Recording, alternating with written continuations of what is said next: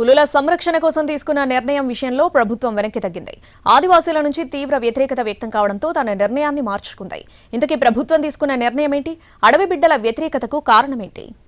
ఆదిలాబాద్ ఉమ్మడి జిల్లాల పరిధిలో Komuram Bheem tiger conservation reserve ఏర్పాటు చేస్తూ జీవో నంబర్ 49ని జారీ చేసింది అటవీ శాఖ.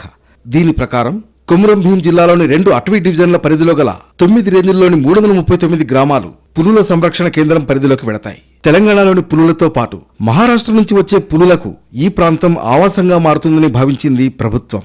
339 గ్రామాలను కలుపుతూ టైగర్ కన్జర్వేషన్ రిజర్వ్ ఏర్పాటు చేయడంపై ఆదివాసీల్లో ఆందోళన మొదలైంది. తాకట్లో ఉన్న మీ బంగారాన్ని నమ్మి కష్టాల్ని కాంపౌండ్ వాల్ దాటించే one and only solution prime gold hub మాత్రమే. కాంటాక్ట్ 8499938881. దీంతో ఉద్యమ బాట పట్టారు.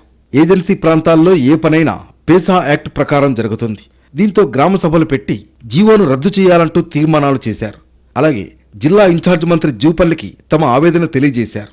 అయినా ప్రభుత్వం నుంచి సానుకూల స్పందన రాలేదు. దీంతో ఉద్యమ బాట పట్టారు ఆదివాసీలు.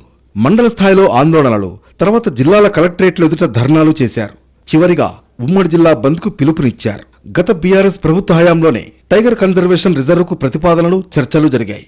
ఈ క్రమంలోనే 2 నెలల క్రితం జీవో నంబర్ 49ని విడుదల చేసింది ప్రభుత్వం. అయితే ఆదివాసీల ఆందోళనతో జీవో నంబర్ 49 విషయంలో పునరాలోచనలో పడింది. చివరికి జీవోను నిలుపుదల చేస్తున్నట్లు ఖానాపూర్ ఎమ్మెల్యే వెడ్మ బొజ్జు, మాజీ ఎంపీ సోయం బాపురావు ప్రకటించారు. మొత్తానికి వివిధ రూపాల్లో తాము చేపట్టిన పోరాటాలకు ప్రభుత్వం దిగిరావడంతో ఆదివాసీల్లో ఆనందం వెల్లివిరుస్తోంది.